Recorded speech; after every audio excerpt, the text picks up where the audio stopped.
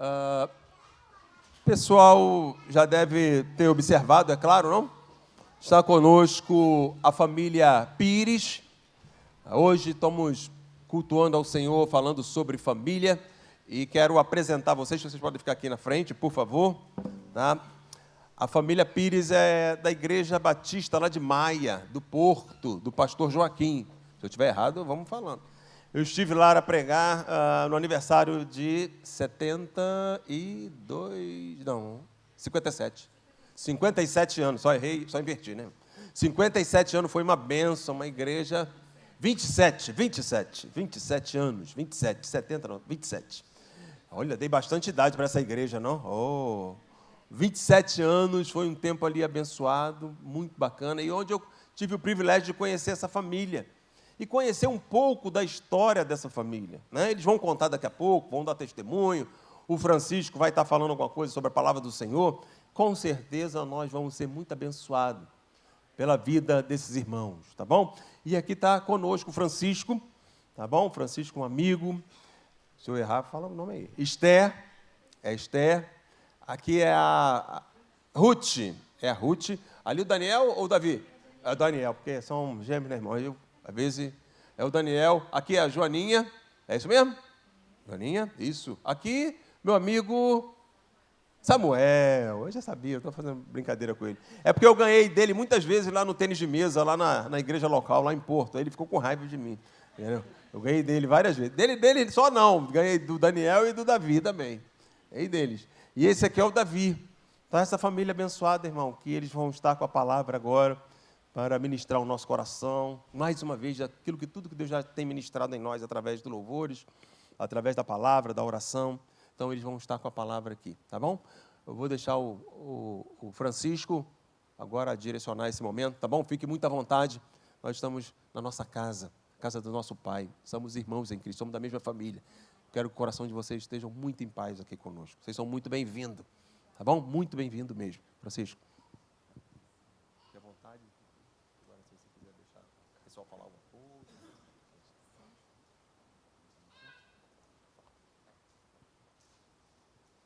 Mais uma vez, boa noite, igreja. É um prazer enorme estar aqui.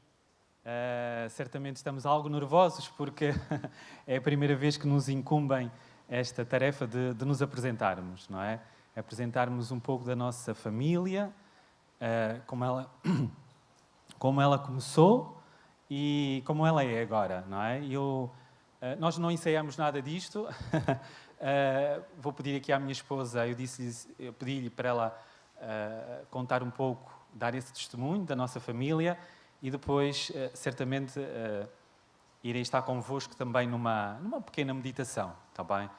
E então vou passar aqui o microfone para que ela possa estar a ministrar esse testemunho. Obrigada. Eu vou utilizar a mesa. Nós somos uma família grande, somos uma família diversificada. Obrigada, irmã. Obrigada. E a nossa história é uma história de amor. É uma história de amor de Deus para connosco, Francisco e Esther, e é uma história de amor de nós para com os nossos filhos. Esse amor que vem de Deus. Nós casámos em 1998, vamos fazer 25 anos de casados no dia 1 de agosto, portanto, na próxima terça-feira. Já somos assim um bocadinho velhotes. E nós temos uma família grande e a nossa família veio de muita oração, porque Deus tocou no nosso coração de diversas formas. Nós estávamos em 2002, vivíamos na Madeira e eu engravidei. Engravidei de uma menina. Entretanto, perdi essa menina. E esta situação foi muito perturbadora para nós como casal. Foi o nosso primeiro grande choque, o facto de termos perdido a nossa bebé. Nas minhas orações, eu falava com Deus e dizia: Deus, eu nem para ti a sirvo, porque eu não tenho irmãos e o Francisco também não tem irmãos. Portanto, eu dizia: nem sobrinhos eu vou ter, Senhor. Tu não te vais lembrar de mim? Mas Deus lembrou, Deus lembra-se sempre de nós. E nessa altura eu orava, e o Francisco também, e eu não engravidava, e nós sentimos um desejo muito grande de adotar. Deus colocou esse desejo no nosso coração e nós sentimos paz. E sentimos paz na oração, e sentimos paz, e fomos até à Segurança Social da Madeira. Fomos até à Segurança Social, demos o nosso nome. E, entretanto, continuámos a ir a consultas de obstetrícia para perceber o que é que se passava, porque eu não engravidava. Mas os médicos diziam, está tudo bem consigo, está tudo bem com o seu marido. Entretanto, nós esperámos mais um bocadinho, e então, no Natal de 2005, a Segurança Social telefonou-nos e disse assim, já temos um bebê para vocês. Nós ficámos contentes, radiantes, loucos de alegria. Eu já ia ter o meu primeiro filho. Pronto, e foi aí que veio o Samuel. Ele veio para nós com 14 meses. E nós ficámos tão contentes, tão contentes, tão contentes, que eu engravidei de gêmeos e não dei conta. E os irmãos pensam, mas que distraída aquela rapariga.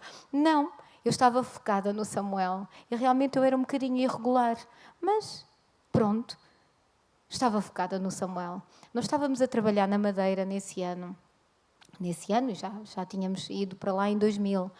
E entretanto ficámos tão contentes que viemos para o continente mostrar o nosso filho.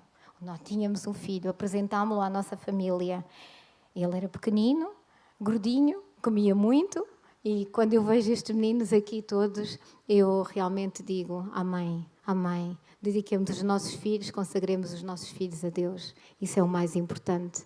Entretanto, eu comecei a comer muito, enjoei o café, eu gosto muito de café, e a saia deixou de apertar. E eu achei, que estranho, eu devo estar mesmo grávida. Fiz um teste, e lá estava grávida dos gêmeos. Fui ao ginecologista e ele disse-me, sim, já se vê e são 2. Nós num ano tivemos 3 bebés. Pronto. Foi uma azáfama. Foi muita fralda, muita noite sem dormir, muito trabalho, mas foi uma benção de Deus, porque nós já tínhamos os nossos 3 filhos. Nasceram os gêmeos, o Samuel ainda não tinha 2 anos. Portanto, nós tivemos mesmo 3 bebés pequeninos. Entretanto, no nosso coração começou a nascer o desejo de querermos uma menina. Deus falou connosco, ao nosso ouvido, Deus sussurrou, uma menina. E nós dissemos, Senhor, vamos adotar outra vez? E o Senhor disse sim. E nós fomos outra vez adotar. Pensámos que iria demorar muito tempo. O Samuel, na altura, tinha 3 aninhos e meio e os gêmeos tinham 1 aninho e meio, quando demos o nome. Só que, entretanto, pensámos, vai demorar tanto tempo, as adoções são difíceis, mas não. Passado 6 meses, a Joana Ruth bateu-nos à porta, vinha com 2 aninhos, era o outro bebê, era outra dádiva de Deus. Deus foi bom, Deus foi misericordioso. Eu que nem para ti servia, era mãe de 4 filhos. Amém. Fiquei muito contente, fiquei muito grata a Deus. Deus é bom, Deus dá em abundância, Deus dá, Deus nunca regateia nada para nós. E Deus sabia que nós queríamos muito os nossos filhos e que nós queríamos muito amá-los. Entretanto, as viagens da Madeira começaram a ser um bocadinho difíceis. Eram caras, eram dispendiosas, tínhamos 4 filhos. E então orámos ao Senhor e dissemos, Senhor, nós queremos ir mais para perto da nossa família. Eu sou da zona de Alcobaça, o meu marido é da zona de Vila Real. E Deus foi bom. Deus permitiu que nós viéssemos os 2 com emprego para o mesmo sítio. Deus ouviu as nossas preces. Deus ouve sempre, sempre as nossas preces. Não responde no tempo que nós achamos, mas Deus está sempre lá. E, entretanto, viemos para o continente. Eu fui colocada em Penafiel, dava aulas de francês. E os nossos 4 filhos continuaram a crescer na graça do Senhor Jesus. Entretanto, vimos que havia muita rapaziada e pensámos, isto aqui se calhar era melhor uma menina para fazer companhia à nossa filha mais velha, à Joana Ruth. Deus colocou essa vontade no nosso coração. Irmãos, deixem-me partilhar aqui um pequeno testemunho. Nós estávamos numa conferência bíblica e eu andava em discussões com Deus. Eu dizia, não, Senhor Deus, 4 já está bom, já chega. Não queremos mais. Está bom. Mas o Senhor continuava a bater no nosso coração. E numa conferência bíblica, onde estávamos na igreja em Penafiel, houve uma inglesa que veio ter comigo e disse assim, quando eu entrei no salão, ela disse-me assim, olha, toma 20 euros, isto é para ti, tu tens tantos filhos? Assim, do nada. E eu entendi que aquilo era uma resposta de oração. Porque eu dizia a Deus, Deus, não vai dar o dinheiro, mas dá. E o Senhor Deus provê, e proveu, e continua a prover. Amém, amém. Então nós fomos e demos o nosso nome na Segurança Social, outra vez, aqui do Porto, nesta altura. Os nossos filhos já eram pré-adolescentes, portanto já não fazia sentido absolutamente nenhum termos uma bebé em casa, porque os nossos filhos não iam ser os pais da bebé. Nós queríamos alguém para fazer companhia, no sentido de que ter a idade mais próxima. E assim foi. Esperámos algum tempo e veio a Joaninha e a Isabel para nós com 10 aninhos, em 2018. E foi uma bênção. E aquilo que eu queria dizer aos irmãos é que às vezes dizemos o melhor é adotar sempre em pequenino, porque em pequenino é que eles se moldam mais a nós. Não. Deus sabe as coisas todas e Deus põe as pessoas certas, no momento certo, no local certo. E eu sei que a Joaninha e a Isabel foi uma resposta de oração. Aliás, todos os nossos filhos foram resposta de oração. E pronto. E aqui estamos nós, somos alegres, somos barulhentos, somos diversificados, somos coloridos, porque temos vários tons de pele.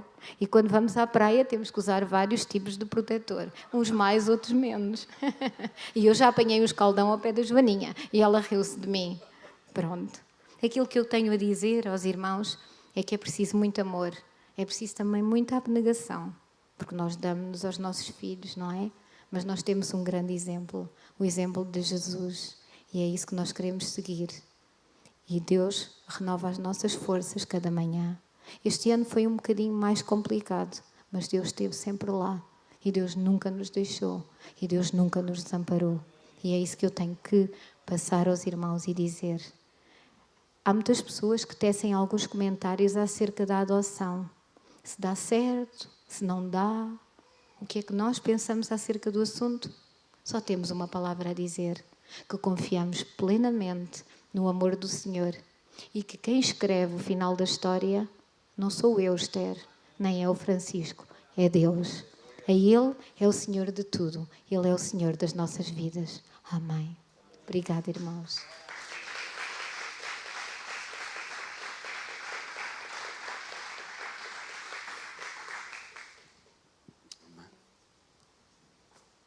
Irmãos, quem tem dúvida que o nosso Deus é o Deus que escreve a nossa história?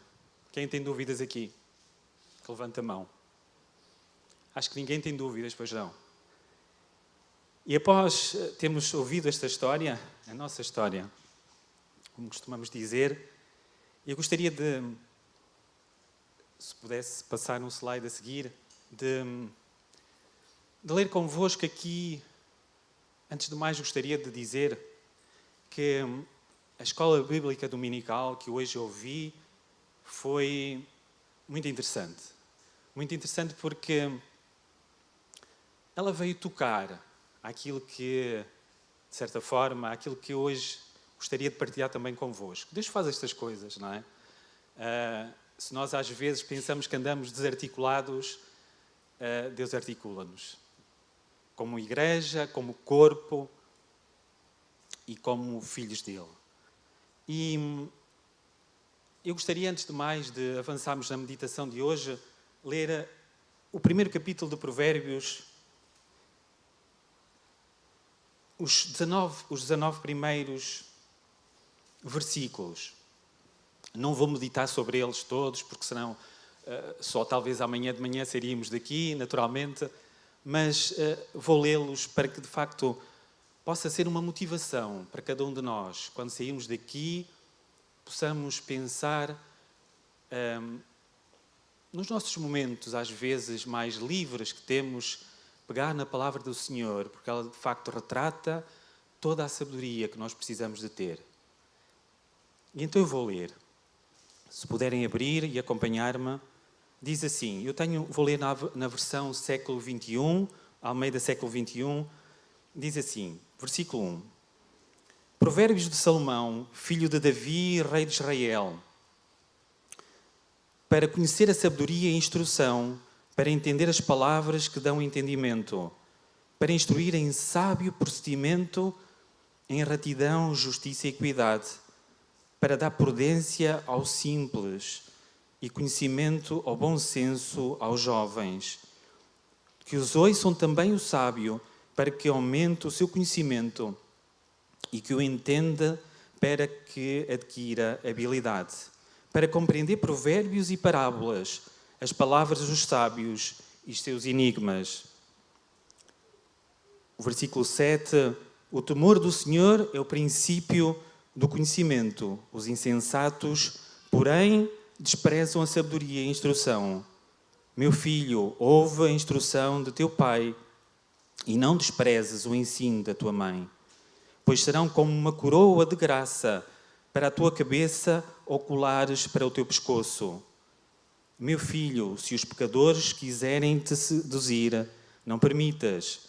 Se disserem, vem conosco, armemos uma emboscada para matar alguém, fiquemos de tocaia contra o indefeso para nos divertir. Vamos engoli-los vivos, como a sepultura, e inteiros, como os que descem à cova. Encontraremos todo o tipo de bens preciosos e encheremos nossas casas com os despojos. Vem conosco, teremos tudo em comum. Meu filho, não sigas o caminho deles.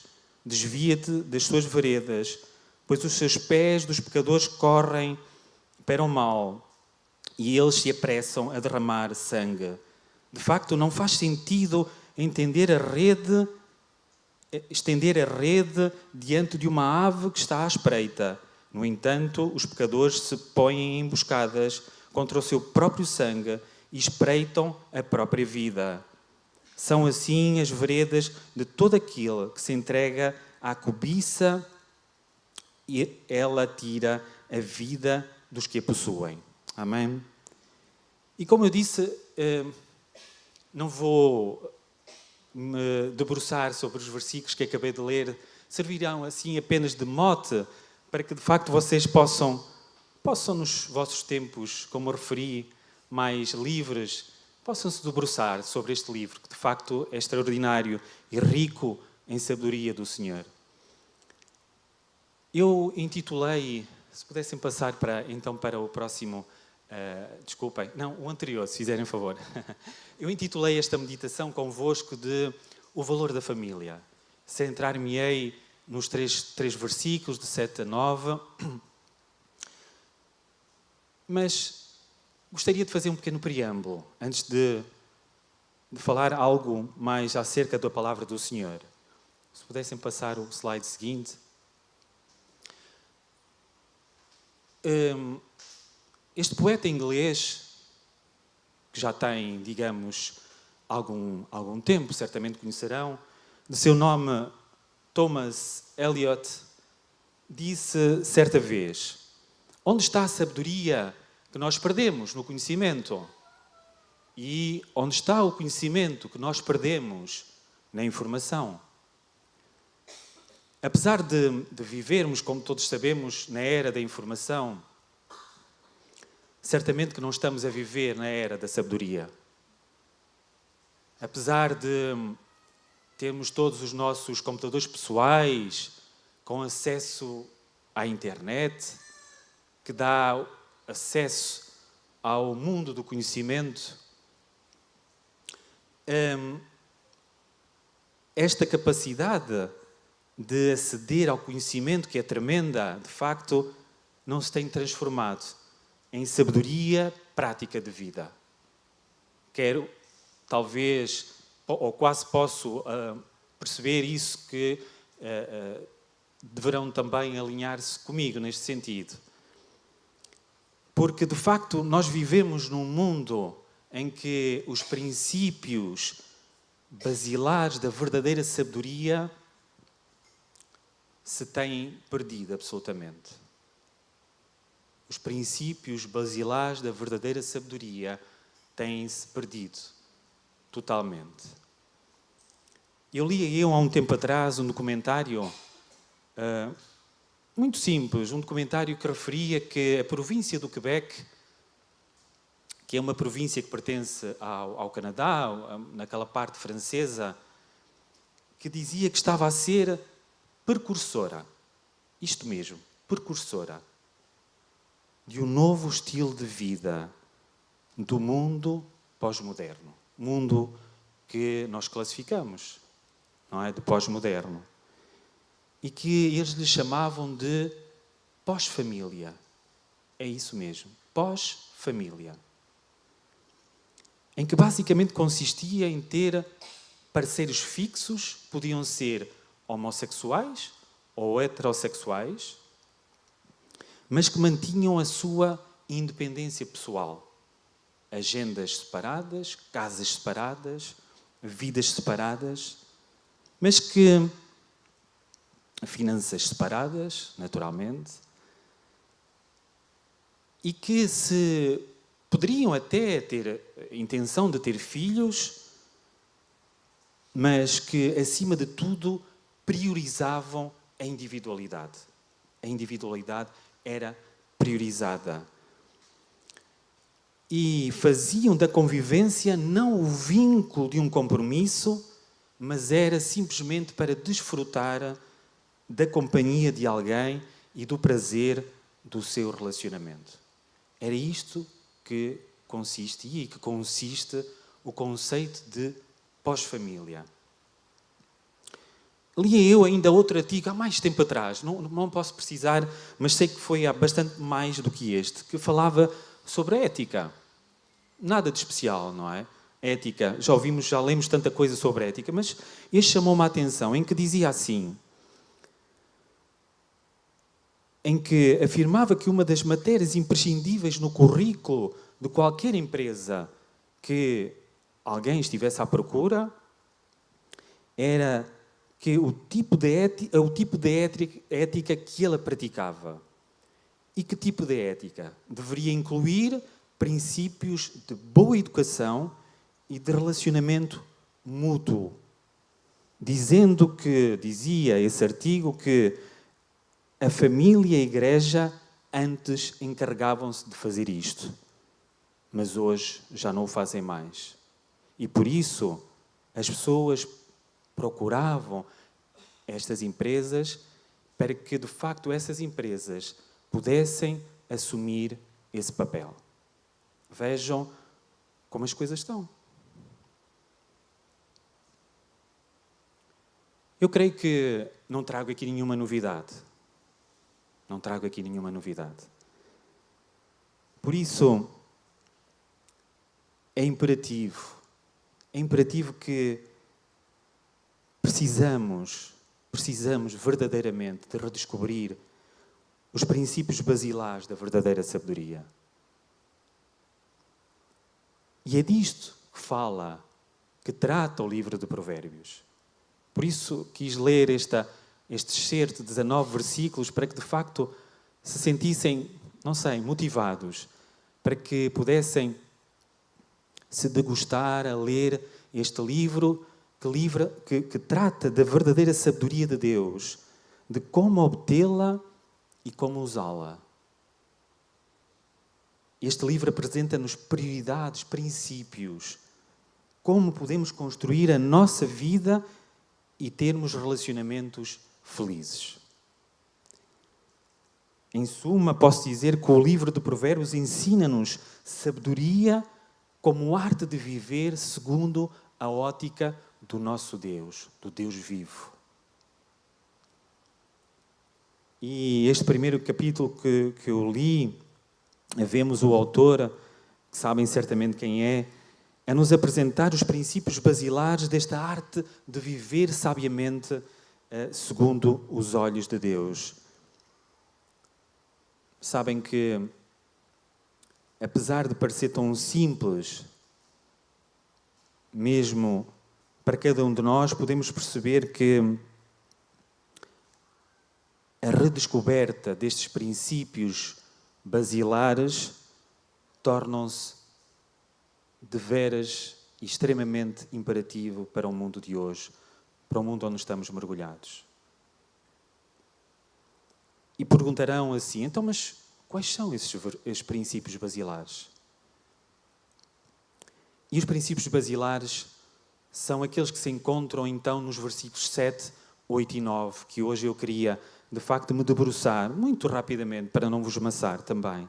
Que é então, eu vou ler, eu até trouxe aqui noutra versão, na nova tradução para a linguagem de hoje, que diz assim, o versículo 7, para ser sábio é preciso primeiro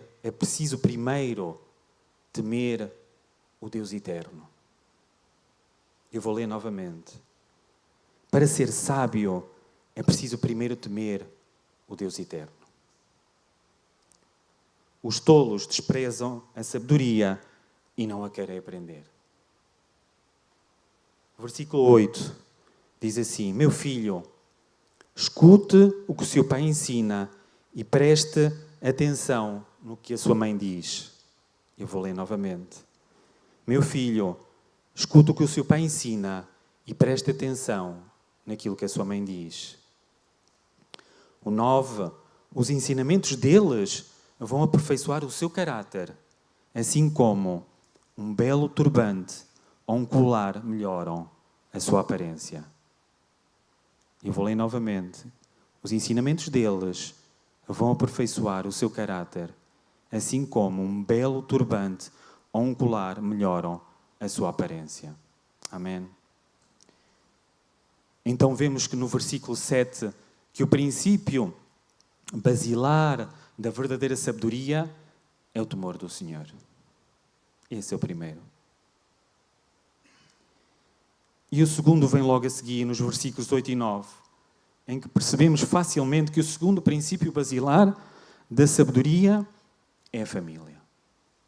Esse é o segundo princípio basilar. A família.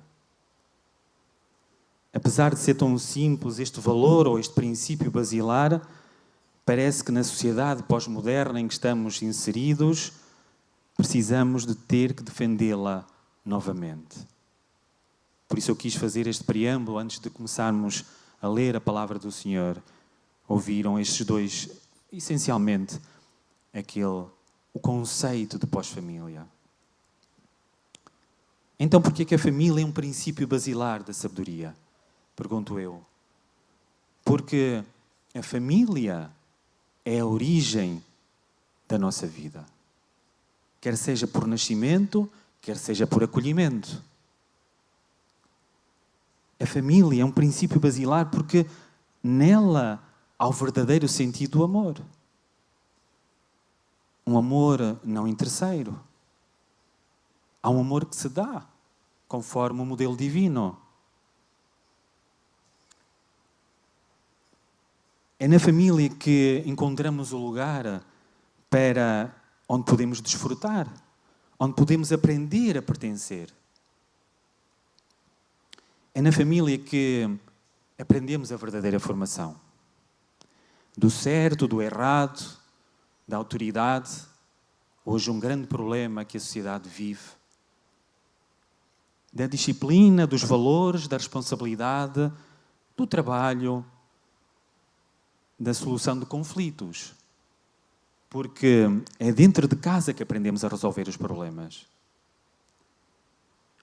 E é na família que aprendemos um amor que é um amor diferente dos outros lugares na Terra.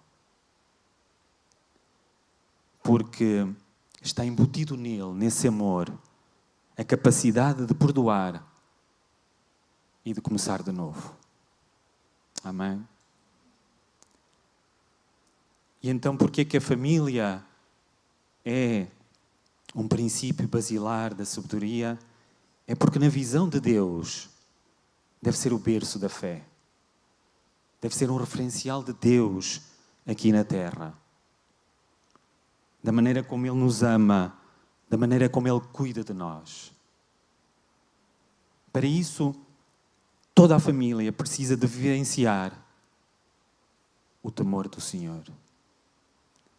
E ser um farol que aponta para aquele que precisa de ser o Senhor das nossas vidas. Porque sem Ele não há sabedoria. Sem Ele não há sabedoria. A obra de Satanás é destruir a família, como vocês sabem. quando ela deixa de existir, desaparecem os referenciais. Por isso o livro de Provérbios ensina-nos que uma das maneiras que o inimigo ou Satanás tem usado para destruir os referenciais é banalizar o pai e a mãe, banalizar as figuras maternas e paternas. E de que forma? De forma a torná-la sem valor, sem importância, a figura paterna e a figura materna. É isso que nós vemos atualmente. De forma que os valores de caráter, os valores da vida, que a mãe e o pai ensinaram ao longo de uma vida inteira, sejam considerados ultrapassados e que procedem de inteligência. Nada disso. Porque já não têm mais conteúdo, porque já não servem mais como modelos para que possam ser seguidos. E chegam ao ponto de alguns terem vergonha dos próprios pais. Ao invés de eles serem alvos da nossa honra, eles são alvos da nossa desonra.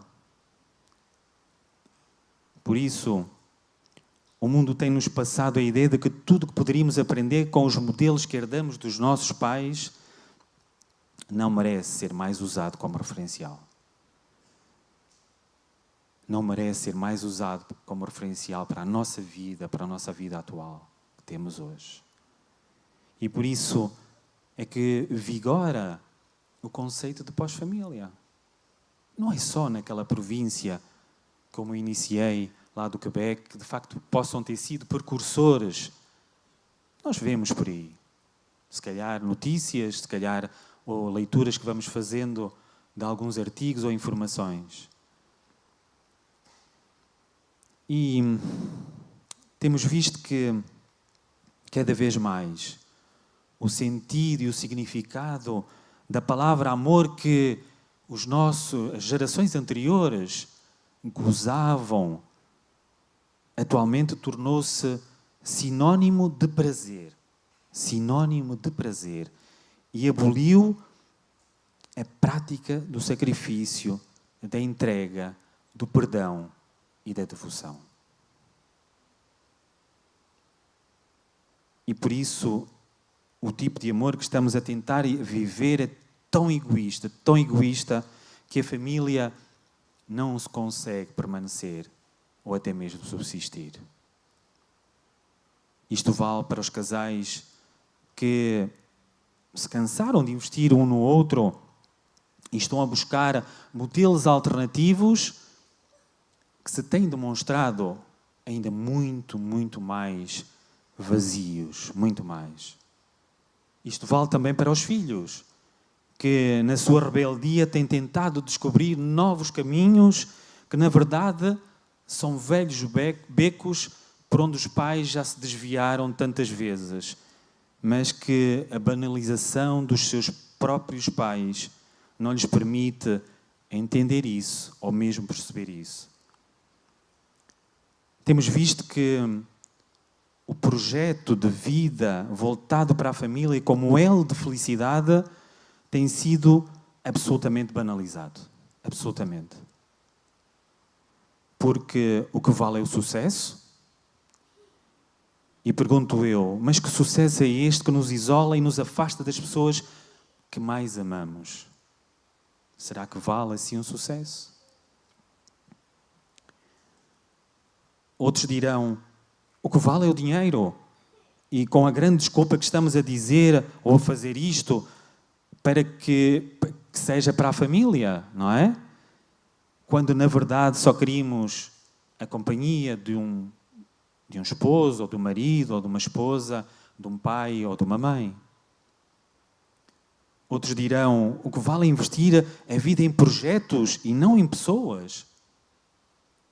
Muitas mulheres têm saído do seu lar e deixado os seus filhos com amas, aquelas que pagamos para cuidar dos nossos filhos e até mesmo educá-los em vez de nós.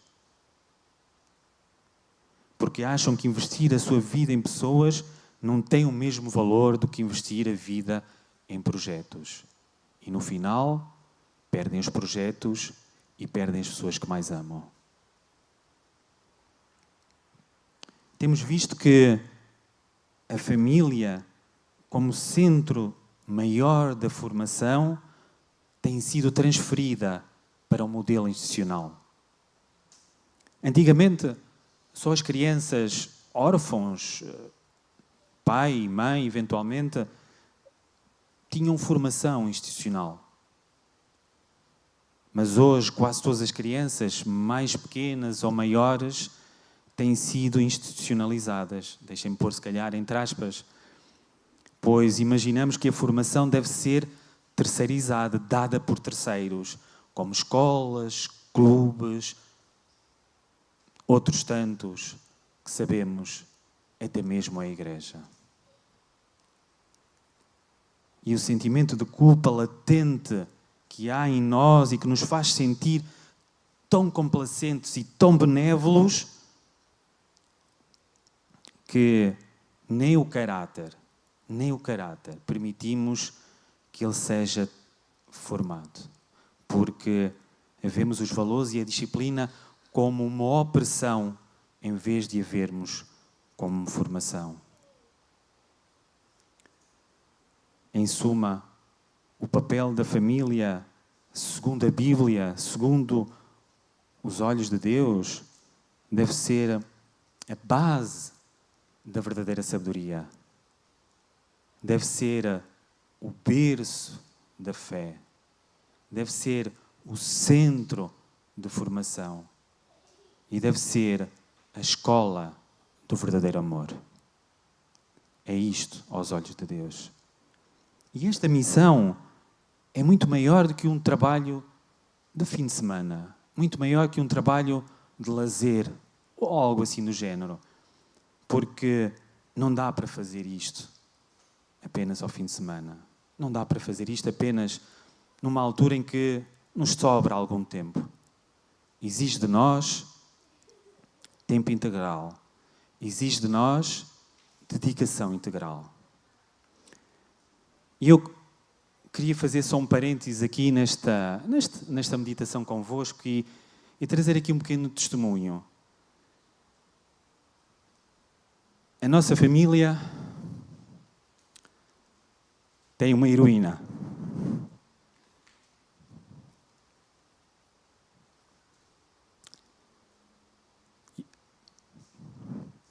E essa heroína chama-se mãe. Porque ela deu aulas durante 25 anos. Algo que ela amava fazer. Acho que posso usar a palavra, que não é errada. E talvez contra tudo e contra todos, porque já perceberam como é que, de facto, a nossa sociedade trata essas questões. E contra tudo e contra todos, ouviu a voz de Deus e parou com tudo isso em prol da dedicação integral à família. Não só aos filhos, mas também ao marido. E por isso eu digo, de viva voz, que de facto ela é a nossa heroína. Amém? Eu dou graças a Deus por ela todos os dias da minha vida. Amém? E para finalizar, porque o tempo já vai algo longo, creio eu, gostaria de dar 3 apontamentos finais. Mas como fazer isto? E um primeiro apontamento que me apraz dizer é que a família precisa verdadeiramente redescobrir o Senhor. Quem quer começar de novo, começa com Jesus. Porque Ele é o princípio, porque Ele é a chave da sabedoria. Amém? Um segundo apontamento que eu queria deixar convosco é que precisamos de deixar Deus ajudar-nos a transformar a nossa visão distorcida do papel de família. do papel da família. Se precisarmos de baixar o padrão de vida em prol da família, façamo-lo. Façamo-lo. Façamo-lo. E um último apontamento que eu queria deixar convosco é que precisamos de uma santa consagração uns aos outros dentro da própria família. Maridos e esposas darem-se e moldarem-se um ao outro. Mães e pais para com filhos, entre aspas, abandonados e terceirizados, dados a terceiros e muitas das vezes cheios de conflitos e com defeitos de caráter, impera aqui uma obra de resgate. Impera uma obra de resgate. Filhos para com pais que tantas vezes estão separados pelas dores e mágoas, perseguem as suas vidas. Impera aqui também uma obra de perdão. Impera uma obra de perdão. E da família para com Deus, temos colhido os frutos de deixarmos o temor do Senhor, de não estarmos a ser o verdadeiro berço de uma fé firme e que possa deixar marcas para as gerações futuras. Por isso urge, impera buscarmos, ou mesmo concebermos, sermos modelos. Não de perfeição, como dizíamos hoje e muito bem na Escola Bíblica Dominical. Não de perfeição, porque sabemos quem é perfeito. Mas de uma verdadeira humanidade, de pessoas que erram e acertam, mas que não temem buscar, não temem restaurar e não temem amar. Amém? Eu gostava que a igreja se pusesse em pé para parecer que estamos a acabar, ok? Só para esticarmos às vezes um bocadinho os nossos músculos. Eu só estou mesmo a terminar. Sabem que Satanás tem tentado destruir a nossa família, na nossa casa. Sabemos disso. E se ele não consegue destruir tudo de uma vez, ele vai tocando um bocadinho ali, um bocadinho além, para tentar mexer ou destabilizar os alicerces, para que mais lá à frente, mais coisa, menos coisa, a casa possa cair. É desta forma que ele age. E a pergunta que eu vos quero deixar nesta noite é: como é que está como é que está a vossa família? Como é que está o relacionamento dentro da tua casa? Como é que está? E sabem, eu tenho uma solução. Não é a minha solução, mas é uma solução que vocês sabem. É que Jesus quer ajudá-lo. Jesus quer ajudá-los a construir uma família como uma verdadeira base da sabedoria divina. Amém? Jesus quer ajudá-lo. Jesus quer, de facto, ser Ele o centro da vossa família, para que a vossa família possa verdadeiramente ser a base dessa verdadeira sabedoria que é o Senhor. Amém? Vamos orar, vamos orar. Eu, à semelhança daquilo que o pastor Evandro fez, eu vou tomar essa ousadia e quem de facto quiser se ajoelhar, o faça. Para que possa mostrar perante o Senhor que Ele tem que ser o centro da nossa família. Ele tem que ser o dono da nossa família. Amém? Vamos fazê-lo.